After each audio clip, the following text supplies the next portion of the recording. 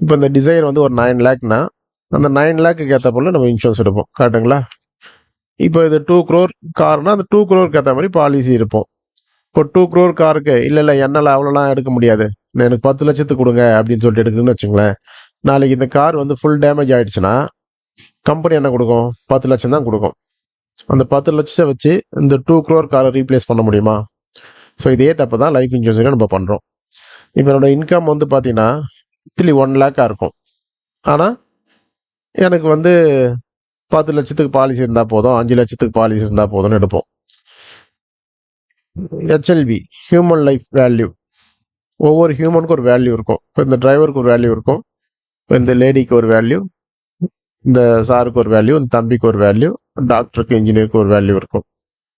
ஒவ்வொருத்தருக்கும் வந்து அவங்க ஏர்ன் பண்ணுற இன்கம்மை பேஸ் பண்ணி தான் அந்த வேல்யூ மாறும்.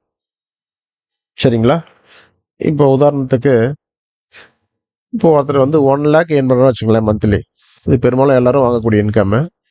அப்போ இயர்லி 12 லேக். ஸோ அப்போது அவர் இறந்து போயிட்டா 2 கோடி ரூபாய் கையில் இருக்கணும் ஃபேமிலி கிட்ட. அந்த 2 கோடியை ஒரு 6% இன்ட்ரெஸ்ட் ரேட்டில் இன்வெஸ்ட் பண்ணாதான் அவங்களுக்கு அந்த 12 லட்சம் வருஷத்துக்கு கிடைக்கும். நான் 1 கோடியை வச்சிருந்தா எனக்கு எவ்வளோ கிடைக்கும்? 6 லட்சம் தான் கிடைக்கும். அப்போ 50% தான் நம்ம இன்கம் ரீப்ளேஸ் பண்ணுற போல அதுக்கு மீனிங். கரெக்டுங்களா?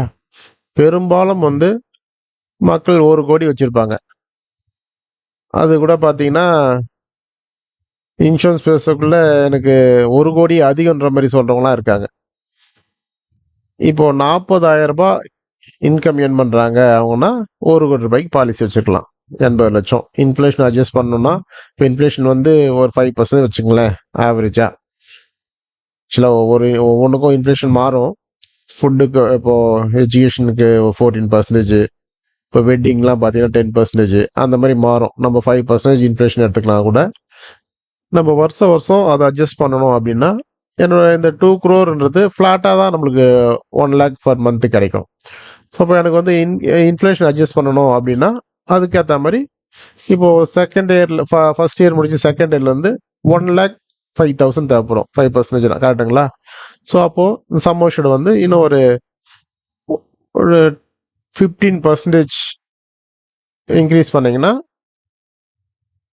கிட்டத்தட்ட 2 கோடி 30 லட்சம் பாலிசி எடுத்திங்கன்னா அந்த இன்ஃப்ளேஷனை அட்ஜஸ்ட் பண்ணும். இதெல்லாம் எக்ஸாக்டாக உங்களுக்கு ஒர்க் அவுட் பண்ணி பண்ணணும் அப்படின்னா ஒவ்வொருத்தருக்கும் மாறும். ஸோ எக்ஸல் ஒர்க் அவுட் பண்ணிட்டு தான் இதை பண்ணுவோம் நம்ம. ஸோ இதெல்லாம் இந்த மாதிரி மீட் பண்ணி பண்ணணும் அப்படின்னு சொன்னீங்கன்னா சொல்லுங்கள், நம்ம மீட் பண்ணிவிட்டு உங்களுக்கு தேவையானதை பண்ணுவோம். சரிங்களா? Okay friends, thank you.